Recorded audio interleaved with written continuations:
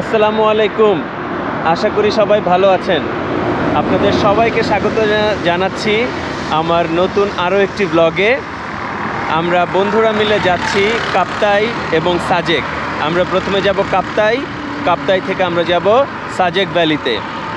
আমার কিছু বন্ধু ফরিদপুর থেকে আসছে। যাত্রার শুরুতেই বিড়ম্বনার মুখে পড়তে হয়েছে, কারণ আপনারা জানেন ছাত্র আন্দোলন চলছে, কোটা সংস্কার আন্দোলন চলছে। সো তাদের অবরোধের মুখে অনেকক্ষণ রাস্তায় দাঁড়িয়ে থাকতে হচ্ছে। তো যাই হোক, সেখান থেকে ওভারকাম করে সামনে এসেছি। এখন আমি 300 ফিট দিয়ে কাঞ্চন ব্রিজ হয়ে আমরা আমাদের মিটআপের সাথে মিট করব। সো সবাই শেষ পর্যন্ত আমাদের এই ব্লগটাকে উপভোগ করবার চেষ্টা করবেন, সাথেই থাকুন।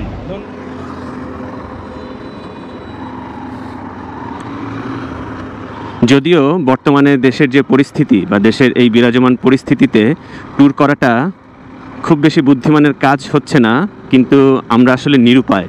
কারণ আমাদের এই ট্যুর প্ল্যানটা অনেক আগে থেকেই নির্ধারিত ছিল। আমার কয়েকটা বন্ধু আছে যারা চাকরিজীবী, যারা আগে থেকেই ছুটি ম্যানেজ করে রেখেছে স্পেশালি এই ট্যুরটাকে কেন্দ্র করে। এর আগেও আমরা কয়েকটা ট্যুর প্ল্যান করেছি, কিন্তু এই ছুটিটা মিসম্যাচের কারণে বা ছুটিটা মেলাতে না পারার কারণে আমরা সেই ট্যুরগুলো সফল করতে পারিনি। এবারের ট্যুরেও কিন্তু আমাদের সফর সঙ্গী 3 জন আমাদের সাথে যেতে পারছে না। একজন বন্ধু ছুটি ম্যানেজ করতে পারেনি, আরেক বন্ধুর একটা ট্রেনিং পড়ে গিয়েছে ইমার্জেন্সি, তাকে সেই ট্রেনিংয়ে অ্যাটেন্ড করতে হবে, এবং আমাদের আরও একজন বন্ধু ভাবির কাছ থেকে ছুটি ম্যানেজ করতে পারেনি। সো সব মিলিয়ে আমাদের যাওয়ার কথা ছিল মোট 7 জনের। সেই 7 জন থেকে আমরা বর্তমানে 4 জন সর্বমোট যেতে পারছি। আমাদের যেই প্রি প্ল্যান্ড ট্যুরটা ছিল সেই ট্যুরে আমরা যেতে পারছি। তো যাই হোক, নর্মালি আমরা মিট করি ঢাকা বিশ্ববিদ্যালয়ের আশেপাশে কোনো একটা জায়গায়, বা mayor Mohammad Hanif flyover cross করার পরে কোনো একটা নির্দিষ্ট জায়গায় আমরা মিট করি। আমার বাকি বন্ধুরা ফরিদপুর থেকে আসছে। বন্ধুরা বলতে 2 জন বন্ধু আর একজন আছে সিনিয়র বড় ভাই। তো আজকে যেহেতু ঢাকার পরিস্থিতি খুব একটা স্বাভাবিক না, তাই আমি সিদ্ধান্ত নিয়েছি যে আমি 300 ফিট দিয়ে যেয়ে তারপর কাঞ্চন ব্রিজ পার হয়ে ওদিক দিয়ে ঢাকা চট্টগ্রাম মহাসড়কের একটা জায়গায় আমরা মিট করব। সো এই কারণেই 300 ফিট ধরে আমি যাচ্ছি। আমার বন্ধুরা কিছুক্ষণ আগে আমার সাথে কথা হয়েছে, তারা পদ্মা সেতু ক্রস করেছে, তারা পদ্মা সেতু ক্রস করে ঢাকার দিকে অগ্রসর হচ্ছে। হয়তো ওরা কিছুক্ষণ আগে পৌঁছাবে, অথবা আমি কিছুক্ষণ আগে পৌঁছাবো। যারাই আগে পৌঁছাক তাদেরকে অপেক্ষা করতে হবে। ওইখানে আমরা মিট করার পরে দেন আমরা আমাদের পরবর্তী যাত্রা আবার নতুন করে শুরু করব।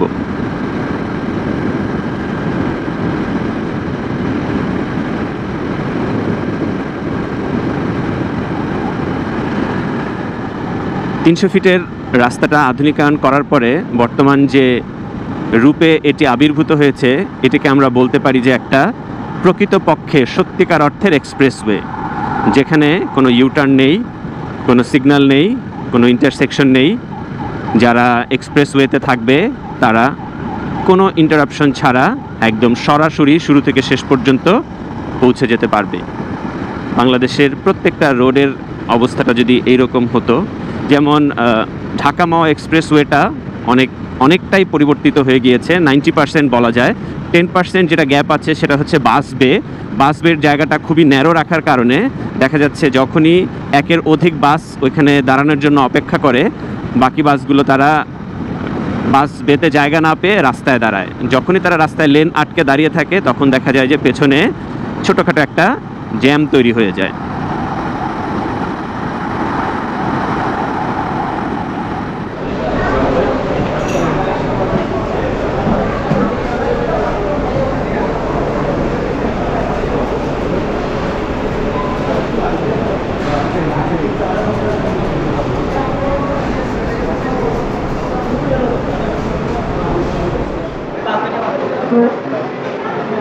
আবার অনেক বছর পরে একসাথে মিয়ামিতে বসলাম।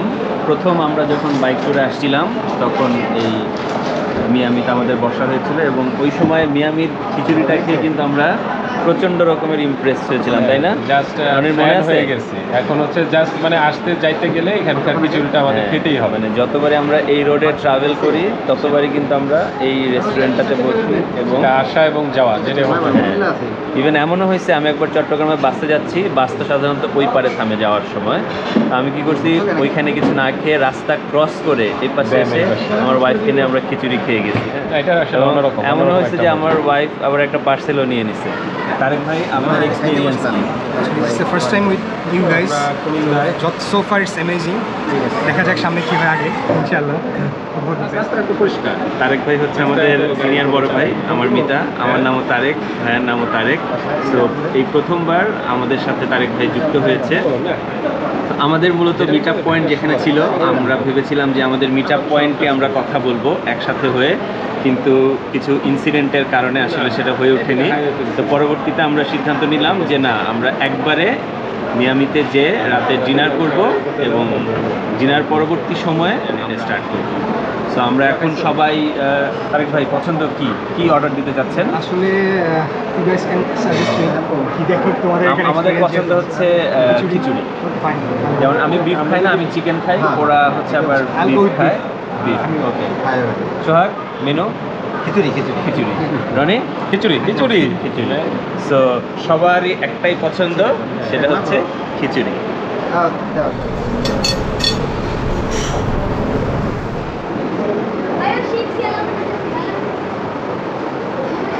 তো চলে এসেছে আমাদের কাঙ্ক্ষিত খিচুড়ি। Very excited.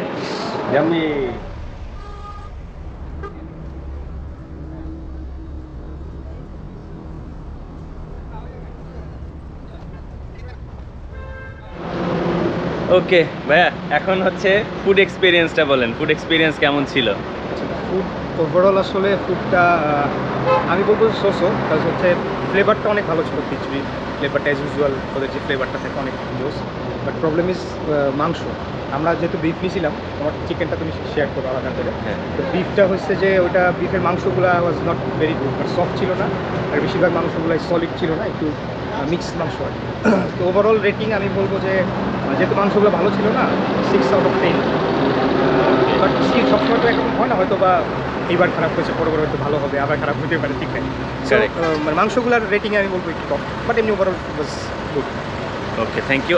আমার দিক থেকেও সেম, মানে আমরা এর আগে যতবার এক্সপিরিয়েন্স করেছি, আমাদের যে এক্সাইটমেন্ট ছিল বা আমরা যতখানি এক্সপেকটেশন নিয়ে এসেছিলাম, এবার সেই এক্সপেকটেশনটা অ্যাকচুয়ালি ওরা ফুলফিল করতে পারেনি। এবং আরেকটা জিনিস আপনাদেরকে জানিয়ে রেখি, এদের কিন্তু মালিকানাও চেঞ্জ হয়েছে। এখন মালিকানার চেঞ্জের সাথে সাথে যদি এদের সেট আপ চেঞ্জ হয়ে থাকে, সেক্ষেত্রেও হয়তো ফুডের কোয়ালিটি ফল করতে পারে। সো যারাই নেক্সট টাইম আসবেন, আপনারা অনেক চিন্তা ভাবনা করে ফুডের মেনুটা অর্ডার করবেন। হাই বন্ধু। ওকে রনি, তুমি এখন আমাদের টোটাল ট্যুর প্ল্যানটা শেয়ার করো সবার সাথে। ওকে, ট্যুর প্ল্যান হচ্ছে আমরা তো ঢাকা থেকে এখন মায়ামিতে চলে আসছি। এখান থেকে আমাদের পরবর্তী হচ্ছে গিয়ে বাইজিৎ লিংক রোড। আমরা বাইজিৎ লিংক রোড দিয়ে হচ্ছে আমরা কাপ্তাই রোডে ঢুকবো। ওইখানে গিয়ে একদম আমাদের হোটেল আছে, গ্রিন ভিউ হোটেল। আমরা কাপ্তাই জেটি ঘাট আছে, ওইখানটায় আমরা কালকে অ্যাপ্রক্সিমেটলি ভোরবেলায় আমরা পৌঁছাই যাব। ওকে, ফাইন। আমরা বাইকটা সব ফ্রেশ হয়ে সকালবেলা ব্রেকফাস্ট করে ঘুম সংক্ষেপে, অ্যান্ড দেন তারপরে লাঞ্চ করে তারপরে কাপ্তাই টোটাল আমরা কাপ্তাই শহরটা একটু এক্সপেরিয়েন্স করব। সেখান থেকে আমাদের পরের দিনের ডেস্টিনেশন আমরা হচ্ছে ধূপপানি যাব, ট্রলার নিয়ে ধূপপানি ঝর্ণা আমরা এক্সপিরিয়েন্স করতে যাব, এক্সপ্লোর করব। দেন হতেছে আর সন্ধ্যার দিকে ফেরত এসে হোটেলে রাত্রি যাপন। দেন খুব সকালবেলায় আমরা সাজেকের উদ্দেশ্যে রওনা। সাজেকে গিয়ে এক রাত স্টে করে মেঘের খেলাগুলো দেখে 20 তারিখ শনিবার আমরা আবার মোটামুটি রাত 9টা-10টার ভিতরে আবার ঢাকা পৌঁছাবো। ওকে, তাহলে আমরা ফ্রাইডেতে সাজেক পৌঁছাচ্ছি। ফ্রাইডে আমরা সাজেকে স্টে করব এবং শনিবার আবার আমরা সাজেক থেকে ঢাকায় ব্যাক করব। আর মাঝখানে রিসাং ঝর্ণা, আলোঠিলা গুহা আমরা এক্সপ্লোর করব। সো শেষ পর্যন্ত আমাদের সাথে থাকবেন, এটাই সবার কাছে প্রত্যাশা।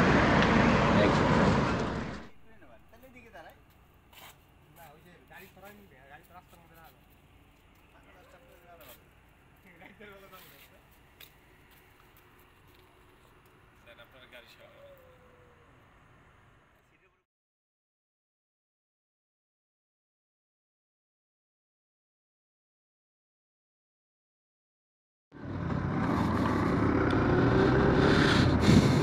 আমরা মায়ামি থেকে রাতের ডিনার করে মাঝখানে আরেকটা ব্রেক জার্নি শেষ করে আমরা বাইজিৎ লিংক রোডে ঢুকে পড়েছি বলতে লিংক রোড প্রায় শেষ করে ফেলেছি। শেষের দিকে এসে আমরা আবার একটু ক্যামেরাটা অন করলাম। রোডের ফিলটা আমরা যথেষ্ট ভালো অনুভব করেছি। আজকে আমাদের রাইডিংটা এক্সিলেন্ট ছিল। রাস্তায় গাড়ির চাপ তুলনামূলক কম থাকার কারণে আমরা বেশ অল্প সময়েই আমাদের কাঙ্ক্ষিত যে টার্গেট ছিল সেই টার্গেটগুলো আমরা অ্যাচিভ করতে পারছি বা ফুলফিল করতে পারছি। বায়েজিদ লিংক রোড থেকে কিছু দূর সামনে এগোতেই বা বায়েজিদ লিংক রোডটা শেষ হয়ে হাতের ডান দিকে যে টার্নটা ছিল আমরা ভুলে কিছুটা ডান দিকে টার্ন করে সামনে চলে গিয়েছিলাম। পরবর্তীতে রনি নোটিস করলো যে আমরা আসলে ভুল দিকে এগোচ্ছি। আমরা আবার গাড়ি ঘুরিয়ে মূলত বায়েজিদ লিংক রোড যেখানে প্রায় শেষ হয়ে গিয়েছে সেই জায়গা থেকে বাম দিকে ঢালুতে একটা রাস্তা নেমে গিয়েছে, সেই রাস্তা ধরেই আমরা পৌঁছে গিয়েছিলাম কাপ্তাই। এবং আমরা যখন কাপ্তাই পৌঁছেছি খুব চমৎকার একটা টাইমিং ছিল। একদম সূর্যের আলো উঠবে বা আলো ওঠার পূর্বের যে সময়টা, যেটাকে আমরা বলতে পারি যে ভোরের সময়। সো ওই সময়টা আমরা চমৎকার প্রাকৃতিক পরিবেশ উপভোগ করেছি এবং আমরা কিছু ফটো সেশন করে আমরা সেখান থেকে চলে গিয়েছিলাম আমাদের হোটেলে যে আমরা চেক ইন করেছিলাম। সো আশা করব আপনারা সবাই সাথে থাকবেন, কারণ এটি হচ্ছে আমাদের ট্যুরের প্রথম এপিসোড। আমরা আমাদের এই সম্পূর্ণ ট্যুরটাকে কয়েকটা এপিসোডে ভাগ করেছি। সো এক পর্ব করে আমরা প্রত্যেকটা এপিসোড আপলোড দিব। সবাই আমাদের সাথে থাকবেন। সবাইকে অসংখ্য ধন্যবাদ।